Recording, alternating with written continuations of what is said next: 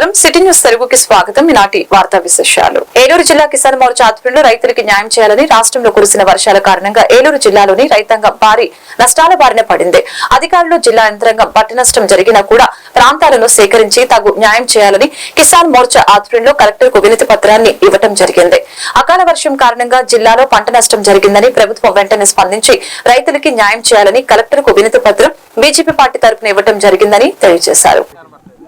ఈనాటి కలెక్టర్ కార్యాలయం ముందు మేమందరం కూడా పాత్రికేయ మిత్రులతోటి చేసుకునే విన్నపం ఏంటంటే, రైతాంగం తీవ్రంగా నష్టపోయి ఈవేళ కుదేలైనటువంటి పరిస్థితుల్లో కొత్తగా ఎన్డీఏ ప్రభుత్వం, ఇది మా ప్రభుత్వం ఏర్పడింది. మా ప్రభుత్వంలో రైతు సురక్షితంగా క్షేమంగా ఉండాలనేటువంటి ఆలోచనతోటి ఈవేళ రైతాంగానికి ఉన్నటువంటి ఇబ్బందులన్నీ కూడా ప్రభుత్వం దృష్టికి తీసుకురావాలని, దీనికి సంబంధించినటువంటి పూర్తి వివరాలతోటి మన జిల్లా కలెక్టర్ గారికి ఒక నివేదికనిచ్చి ఈ రైతాంగ సమస్యల పరిష్కారం కోసం భారతీయ జనతా పార్టీ ఏలూరు జిల్లా నాయకత్వం ఇవాళ కలవబోతోంది. ప్రధానంగా గత ప్రభుత్వం రైతులకు చేసినటువంటి అన్యాయాన్ని సరిదిద్దే దాంట్లో భాగంగా ఇవాళ కాలువలో ఉన్నటువంటి పూడికల్ని యుద్ధ ప్రాతిపదికన అవన్నీ కూడా పూడికలు తీయాలి. అదేవిధంగా రైతులకి కేంద్ర ప్రభుత్వం ఇస్తున్నటువంటి గిట్టుబాటు ధరల్ని, అదేవిధంగా రైతులకు ఉన్నటువంటి పాత బకాయిలు ఏవైతే ఉన్నాయో అవన్నీ కూడా ఇప్పటికీ రాష్ట్ర ఎన్డీఏ ముఖ్యమంత్రిగా ఉన్నటువంటి చంద్రబాబు నాయుడు గారు పాత బకాయిలన్నీ కూడా చెల్లిస్తామని హామీ ఇచ్చారు. దానికి సంబంధించినటువంటి చర్యలన్నీ కూడా ప్రభుత్వ యంత్రాంగం జిల్లా స్థాయిలో తీసుకుని రైతాంగానికి మేలు చేయాలా. తర్వాత పోయాడు, రైతుకు కలిగిన నష్టం ఏంటి, ఆ నష్టాన్ని మనం వెంటనే ఎలాగా సరిదిద్దగలం అని ఒక నివేదికను రూపొందించి ఆ నివేదికను కేంద్ర ప్రభుత్వానికి పంపించేయాలి. అలాగే రాష్ట్ర ప్రభుత్వానికి పంపించి సత్వరమే నష్టపోయిన ప్రతి రైతుకి ఆదుకోవాలని భారతీయ జనతా కిసాన్ మోర్చా డిమాండ్ చేస్తుంది. అలాగే గత ప్రభుత్వం చూస్తే ఎక్కడా కూడా రైతుని పూర్తిగా నిర్లక్ష్యం చేసి గాలికి వదిలేసింది. అలాంటి పరిస్థితి ఉండటం వల్ల ఎక్కడా కూడా పంట కాలంలో బాగు చేయకపోవడం, పూడికలు తీగిపోవడం వల్ల నీరు ప్రవహించే పరిస్థితి నేటికి కూడా లేదు. కనుక యుద్ధ ప్రాతిపదికన ప్రతి పంట కాలువని పూడికి తీసి చిట్ట చివరి రైతు వరకు కూడా నీరు చేరే విధంగా చర్యలు తీసుకోవాల్సిందిగా ఈ ప్రభుత్వాన్ని మేము చెప్తుంది ఈ ప్రభుత్వాన్ని కోరుతున్నాం. అలాగే గతంలో నరేంద్ర మోడీ గారు ఎక్కిన వెంటనే ఫసల్ బీమా యోజన అని ఒక కార్యక్రమం పెట్టారు. ఈ ఫసల్ బీమా పెడతాం వల్ల ప్రతి రైతు తన పంటని పూర్తిగా బీమా చేసుకుని ప్రకృతి వైపరీత్యాలు కానీ తెగుళ్లు కానీ ఏమైనా వచ్చి పంట నష్టపోయినప్పుడు అతను పెట్టిన పెట్టుబడి ప్రతి పైసా కూడా వెనక్కి తిరిగి వచ్చే విధంగా ఒక పథకాన్ని రూపొందించారు. ఎందుకనంటే ఈ దేశానికి రైతే వెన్నెముక అనే ఉద్దేశంతో. కానీ ఈ ప్రభుత్వం మొన్నటి వరకు పరిపాలించినటువంటి ఆంధ్రప్రదేశ్లో ఉన్న ప్రభుత్వం పూర్తిగా నిర్లక్ష్య ధోరణితో ఆ పథకాన్ని ప్రవేశపెట్టలేదు. ఏలూరు జిల్లా ఏలూరు నగరంలోని లేడీస్ క్లబ్ ఆవరణలో ఈ రోజు దళిత ప్రజా సమితి రాష్ట్ర స్థాయి విస్తృత సమావేశం జరిగింది. ఈ సమావేశంలో రాష్ట్ర వ్యాప్తంగా గ్రామీణ ప్రాంతాలతో పాటు పట్టణ ప్రాంతాలు, మున్సిపాలిటీలు పరిధిలో పార్టీ సభ్యత్వాలను విస్తృతపరిచి ప్రజా సమితి పార్టీని బలోపేతం చేసినందుకు కార్యాచరణ ప్రణాళిక నిర్వహించారు. ఈ సందర్భంగా దళిత ప్రజా సమితి రాష్ట్ర అధ్యక్షులు కాపుదాసు రవికుమార్ మాట్లాడారు. రాష్ట్ర వ్యాప్తంగా పార్టీని విస్తృత పరిచేందుకు తగిన ప్రణాళిక రూపొందించామని తెలియజేశారు. ఈ నెల 21వ తేదీన దేశవ్యాప్తంగా దళితులు ఇచ్చిన భారత్ బంద్ విజయవంతం చేసేందుకు దళిత ప్రజా సమితి ఆధ్వర్యంలో మద్దతు తెలియజేస్తున్నట్లు తెలియజేశారు. ఈ ప్రభుత్వాలు కూడా దళితుల ఐకమత్యం గుర్తించి సుప్రీంకోర్టు తీర్పుపై పునరాలోచన చేయాలని కోరారు.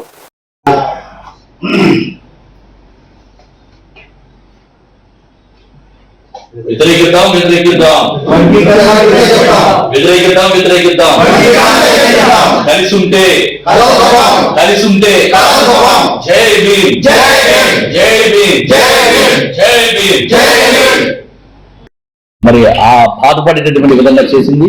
కాబట్టి ఈ యొక్క ఆర్టికల్ మీద మరలా ఒకసారి పునరాలోచించి ఈ యొక్క ఇచ్చినటువంటి ఏదైతే జడ్జిమెంట్ ఇచ్చారో ఆ యొక్క జడ్జిమెంట్ పై పూర్తి ఒక్కసారి మళ్ళా పునరాలోచించి సరైనటువంటి నిర్ణయాలు తీసుకొని ఈ వర్గీకరణ అంశాన్ని పూర్తిగా తొలగించాలని చెప్పేసి మరి ఈ రోజు చాలా మంది మా దళిత నాయకులు రాష్ట్ర స్థాయిలో, జాతీయ స్థాయిలో మరి సుప్రీంకోర్టులో పిల్స్ మరి అప్పీల్ చేస్తున్నారు. ఈ కోర్టుని అప్పీల్ చేసి మరి యొక్క తీర్పుని మరలా పునరాలోచించే విధంగా చేయాలని, అదేవిధంగా ప్రాముఖ్యంగా ఈ రోజు జరుగుతున్నటువంటి ఈ యొక్క సమావేశంలో దళిత ప్రజా సమితిని ప్రజల్లోకి తీసుకువెళ్లి దళిత ప్రజా సమితి వలన అనేక విధములైనటువంటి ఎవరైతే సామాజికంగా ఆర్థికంగా వెనకబడి ఇబ్బందులకు గురవుతున్నారో వారందరికీ కూడా ఈ యొక్క దళిత ప్రజా సమితి అండదండలుగా ఉండాలని చెప్పేసి మేమందరం కూడా ఈ యొక్క కార్యవర్గ సమావేశంలో ఈ రోజున తీర్మానం చేసుకోవడం జరిగింది. దళిత ప్రజా సమితి కార్యవర్గ సమావేశం నిర్వహించడం జరిగింది. ఈ సమావేశంలో దళిత ప్రజా సమితి రాష్ట్రంలో నలుమూలల ఏ విధంగా అభివృద్ధికి తోడ్పడుతుంది అనే విషయంపై కార్యాచరణ చేపట్టడం జరిగింది. అలాగే త్వరలో పూర్తి స్థాయిలో రాష్ట్ర కమిటీలు ఏర్పాటు చేసి ప్రజల్లోకి వెళ్ళడం జరుగుతుందని కూడా తీర్మానం చేయడం జరిగింది. అలాగే ఇప్పుడున్నటువంటి ప్రధాన సమస్య ఎస్సీ వర్గీకరణ అనే విషయంపై దళిత ప్రజా సమితి పోరాడుతుందనేసి సందర్భంగా మీ అందరికీ కూడా నేను తెలియజేస్తూ ఉన్నాను. అలాగే ఎవరైతే వారి మనుగడ సాధించడానికి వర్గీకరణకు సపోర్ట్ చేశారో వారికి దళితలో ఉన్నటువంటి ఎస్సీ మాలజాతి అందరినీ కూడా ఏకతీతమై పనిచేసి వారికి సరైన బుద్ధి నేను చెప్తామనేది తెలియజేస్తూ ఉన్నాను. ఇంకపోతే ఎవరో ప్రలోభాలకు లోబడి వర్గీకరణ జరిగితే మాకు మేలు జరుగుతుందనేసి ఎవరో చెప్పినటువంటి తప్పుడు మాటలు విని ఈరోజు జై భీమ్. నా పేరు టి మణి, దళిత ప్రజా సమితి రాష్ట్ర కార్యదర్శి. రెండు కులాలు ఒకటే రాజ్యాధికారం సాధించమంటే విడగట్టడానికి ఎవరికి కోర్టుకు అధికారం లేదు. ఎక్కడ రాజ్యాంగంలో కూడా ఎక్కడ ఎస్సీ వర్గీకరణ లేదు. కాబట్టి బాబాసాహెబ్ అంబేద్కర్ రాజ్యాంగ నియమాల ప్రకారం ప్రజలే ప్రభుత్వం, ప్రజలను ప్రభుత్వం లేదు, ప్రజలను అంతర్గత శాంతి నుండి బహిరంగ దూరత్వం నడిపించాల్సిన బాధ్యత ప్రభుత్వాలకు ఉంటే అసలు ఎస్సీ వర్గీకరణ చేయమని ఎక్కడా లేదు. కాబట్టి దయతో క్షమించండి. డాక్టర్ బాబాసాహెబ్ అంబేద్కర్ అన్నదమ్ముల వల్లే ఉండేవాళ్ళని వాళ్ళ స్వార్థం కోసం డాక్టర్ బాబాసాహెబ్ అంబేద్కర్ ఇచ్చిన రాజ్యాంగ నియమాలను ఉల్లంఘించడం రాజ్యాంగంలో ఎక్కడా లేదు. ఎస్సీ వర్గీకరణ. ఏలూరు జిల్లా ఏలూరు నగరంలోని లేడీస్ క్లబ్ నందు ఈ రోజు ఎస్సీ వర్గీకరణపై సుప్రీంకోర్టు ఇచ్చిన తీర్పుపై చర్చా సమావేశం జరిగింది. ఈ సమావేశం ముందుగా రాష్ట్రంలోని చుండూరు గ్రామంలో జరిగిన దళితుల మృత వీరులకు ఘనంగా నివాళులర్పించడం జరిగింది. ఈ సందర్భంగా సమావేశానికి వచ్చిన వారంతా ఎస్సీ వర్గీకరణపై ఆగ్రహం వ్యక్తం చేశారు. దీనికి ముందు ఈ నెల 15వ తేదీ దాటిన తర్వాత జిల్లా వ్యాప్తంగా భారీ ర్యాలీ నిర్వహించేందుకు సిద్ధంగా ఉన్నామని, త్వరలోని తేదీ ప్రకటిస్తామని దళిత నాయకుడు మెండెం సంతోష్ కుమార్ తెలిపారు. ఇది నా ఆవేదన. దీన్ని అనిగా భావించొద్దు. ఇక్కడ ఉద్యోగస్తులు ఎవరైనా ఉంటే రిటైర్డ్ అయిన రైల్వే అయినా ఉన్నాడు, ఆయన రిటైర్డ్ అయిన తర్వాత వచ్చాడు. అంతకుముందు ఇప్పుడు ఎక్కడ ఉన్నాడో ఏం చేయడో ఎవరికి తెలియదు. అయినా సంతోషం. Thank you.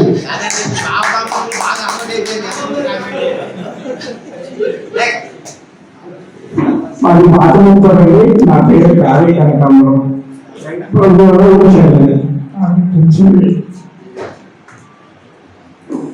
అందరికి జైపీమండి. నా పేరు వాసే జైపాల్. నేను ఏలూరు తగిలిగుండ నుంచి వచ్చానండి.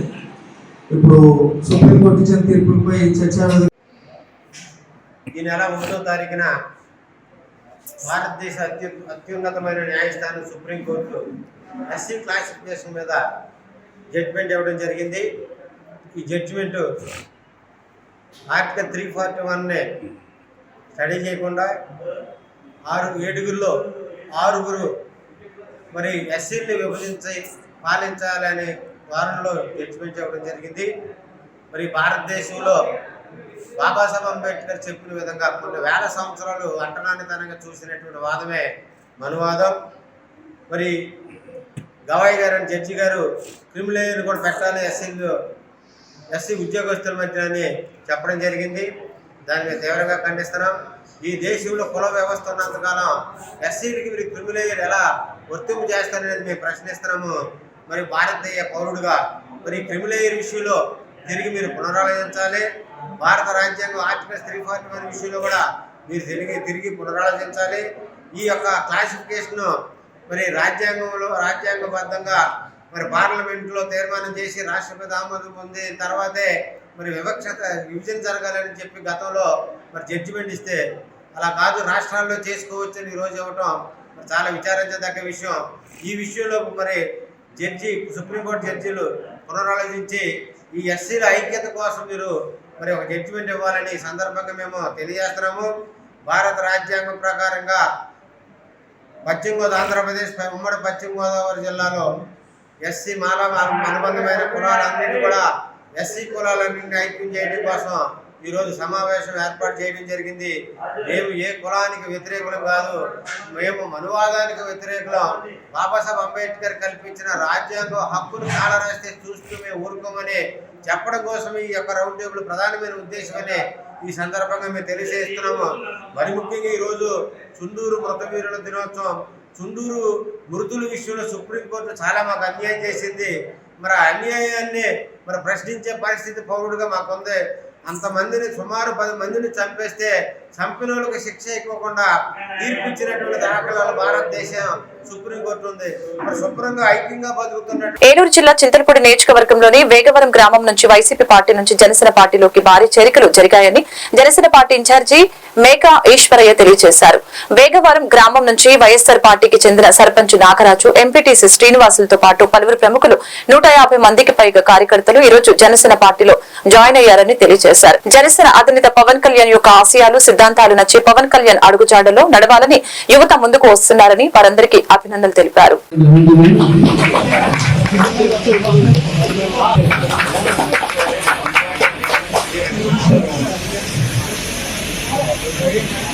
మందపాటి వెంకట సోమరాజు గారు, ఆలయ కమిటీ చైర్మన్ గారు,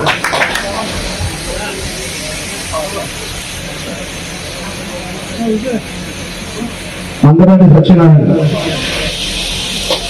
మాట్లాడుతున్నారు. ఇందాక అవకాశం ఇవ్వలేదు, మీరు మాట్లాడతారు.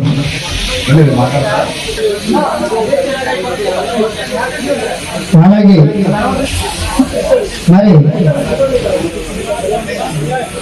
కూడా రావాలండి.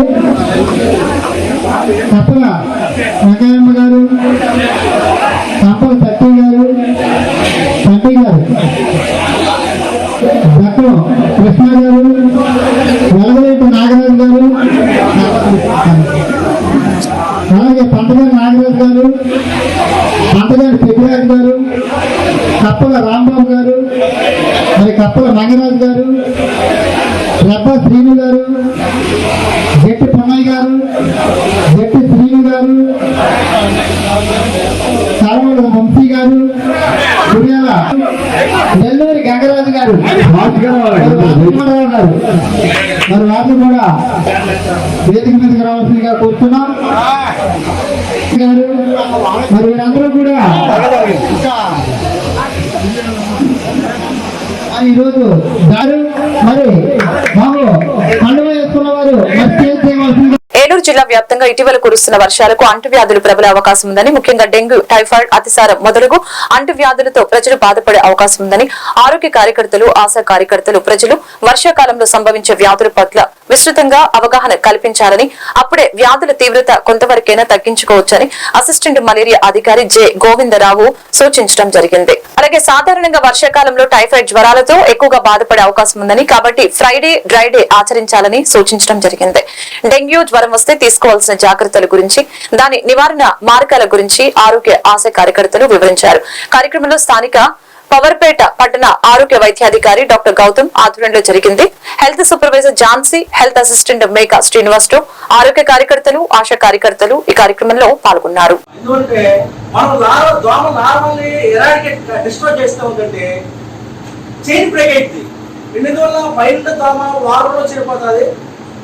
ఈ పిల్లలు ఏదంటే మనం వెంటనే డిస్ట్రాయ్ చేస్తాం. అప్పుడు ఏమవుతుందంటే అక్కడ డిస్ట్రాయ్ అయిపోతుంది, ఇక్కడ డిస్ట్రాయ్ అవుతుంది. కాబట్టి మనకి దోమ వృద్ధి తగ్గుతుంది. అందువల్ల మన డిఎంహెచ్ మేడం చెప్పేది ఏంటంటే నార్మల్ సర్వే చాలా ఇంపార్టెంట్. కానీ ఏంటంటే దాని మీద మీరు రెగ్యులర్ యాక్టివిటీస్ ఫైల్ అయినప్పుడు మీకు అందరూ తెలిసిందే. ముఖ్యంగా జ్వరాలు, వాంతులు వేసినాలు ఎక్కువ ఇప్పుడు హైలైట్ అయిన ప్రాబ్లమ్స్ ఏంటంటే ఫీవర్స్ అండ్ డయేరియా. అందువల్ల రాష్ట్ర ప్రభుత్వం యాంటీ డెంగ్యూ మందు పెట్టింది.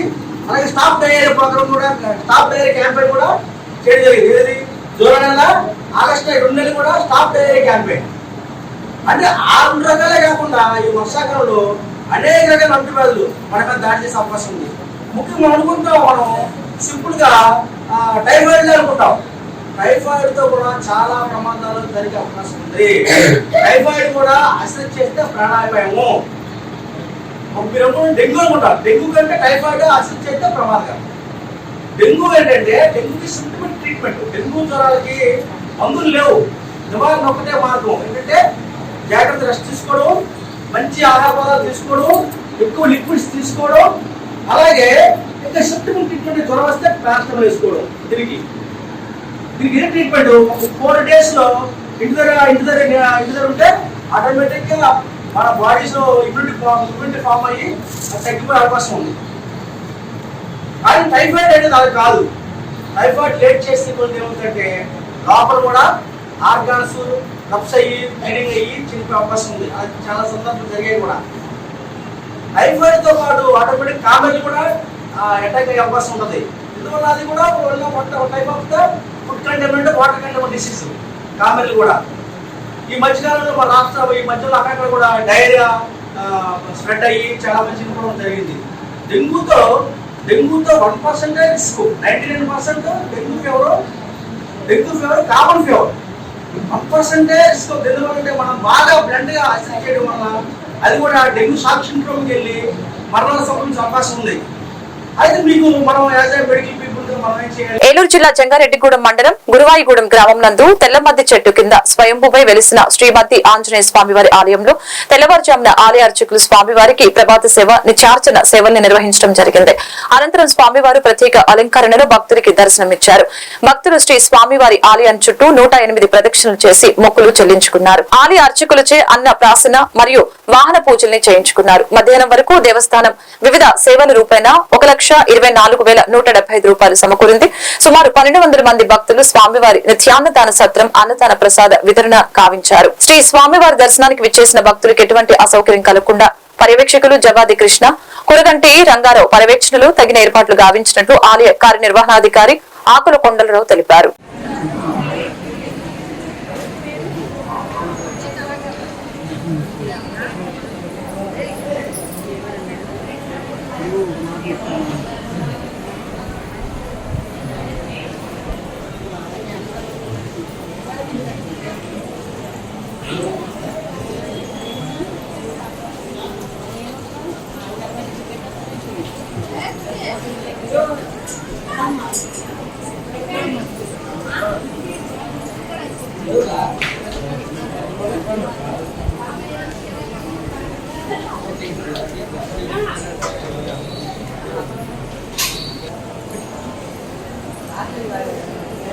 జై శ్రీరామ్, జై హనుమాన్.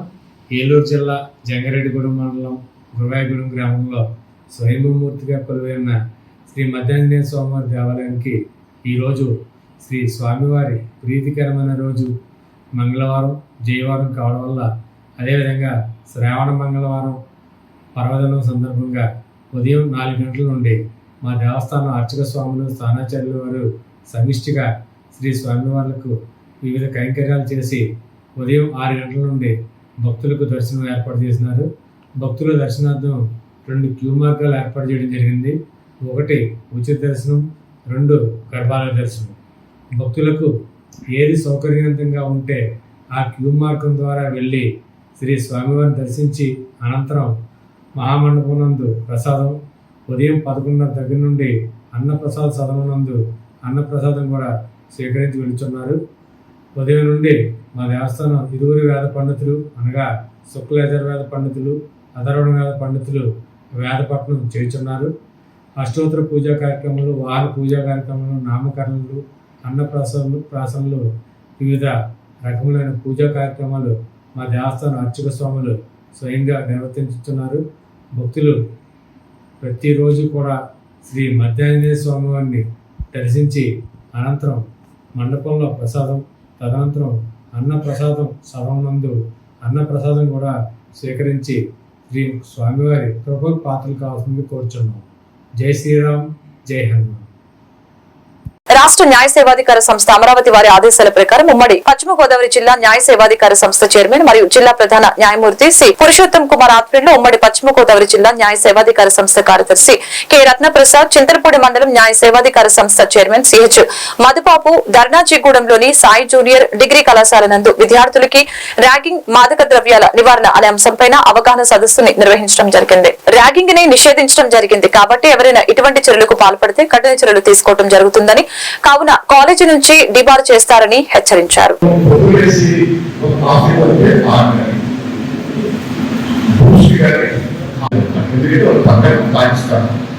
పాకిస్తాన్ ఆఫ్ఘనిస్తాన్ మనకి ఇక్కడ పోయి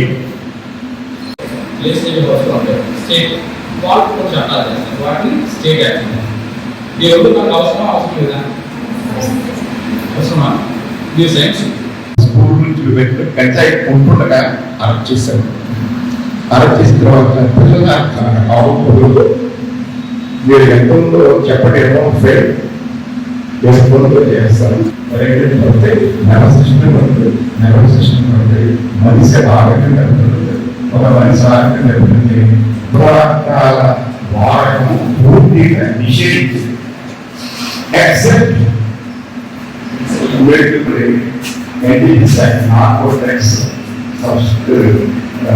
యాక్ట్ గురించి పిల్లలకి ఇవాళ విద్యార్థులకి వివరించడం జరిగింది. అట్లాగే మన దేశంలో చాలా రాష్ట్రాల్లో, పంజాబ్ అలాగే కొన్ని ఇతర రాష్ట్రాల్లో ఈ డ్రగ్స్ వల్ల, మాదక ద్రవ్యాల వలన స్టూడెంట్స్ వారి జీవితాలు ఎలాగా కోల్పోతున్నారు, వాళ్ళ జీవితాలను నాశనం చేసుకుంటున్నారు అనే విషయం వివరించడం జరిగింది.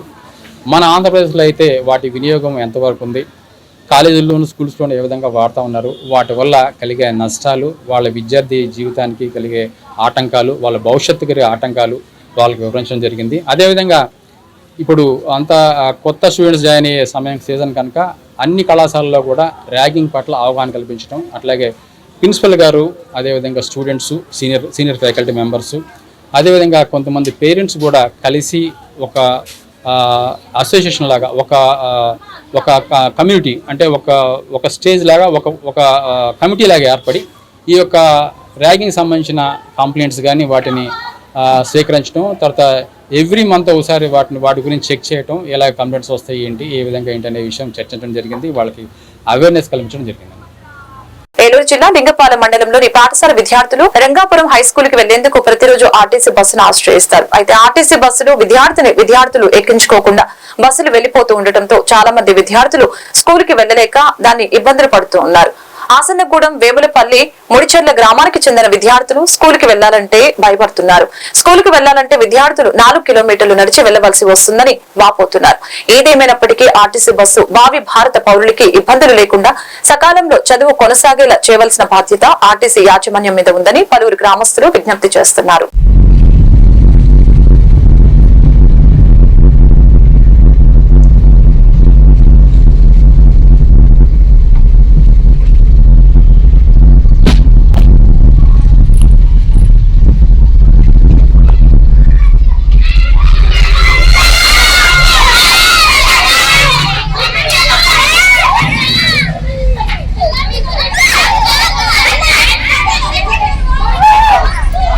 అమీనాపేటలో గల ఎస్సీ బీసీ సాంఘిక సంక్షేమ శాఖ ఆధ్వర్యంలో నడపబడుతున్న హాస్టల్ కి వెళ్లే మార్గం అధ్వానంగా తయారైంది. ఈ హాస్టల్ కు ప్రతిరోజు 800 మంది విద్యార్థులు ఈ హాస్టల్ రాకపోకలు కొనసాగిస్తూ ఉంటారు. అంతేకాకుండా ఆంధ్రప్రదేశ్ విద్యుత్ కార్యాలయానికి బిల్లుల్ని చెల్లించడానికి ఎంతో మంది ప్రజలు రోజు ఆ మార్గం గుండానే వెళ్తూ ఉంటారు. ఈ సమస్య ఎన్నిసార్లు అధికారులకు చెప్పినా పట్టించుకోవడం లేదని దీనిపై జిల్లా కలెక్టర్ దృష్టి సారించి పిల్లల ఇబ్బందుల్ని దృష్టిలో తీసుకుని తగిన చర్యలు తీసుకుంటారని విద్యార్థినుల తల్లిదండ్రులు ఆవేదన వ్యక్తం చేస్తున్నారు.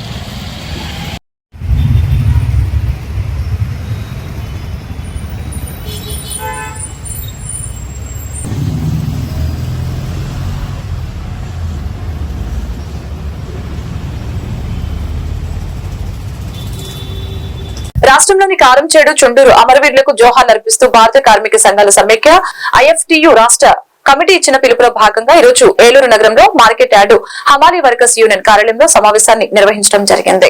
ఈ సందర్భంగా ఐఎఫ్టియు ఉమ్మడి పశ్చిమ గోదావరి జిల్లా ప్రధాన కార్యదర్శి అధ్యక్షత వహించారు.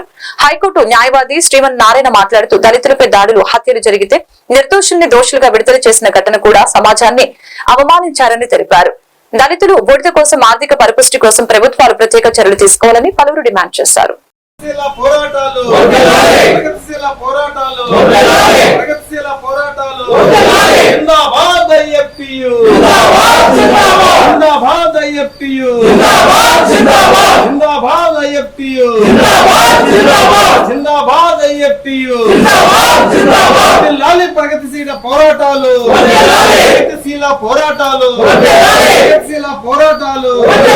ప్రగతిశీల ఉద్యమ పోరాటాలు, ప్రగతిశీల ఉద్యమ పోరాటాలు, ప్రగతిశీల ఉద్యమ పోరాటాలు, ప్రగతిశీల ఉద్యమ పోరాటాలు, ప్రగతిశీల ఉద్యమ పోరాటాలు.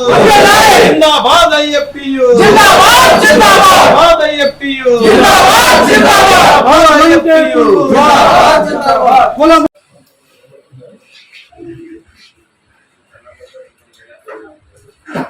నా పేరు శ్రీమన్నారాయణ, ఆంధ్రప్రదేశ్ హైకోర్టు న్యాయవాది, రాష్ట్ర ఉపాధ్యక్షులు పౌర హక్కుల సంఘం.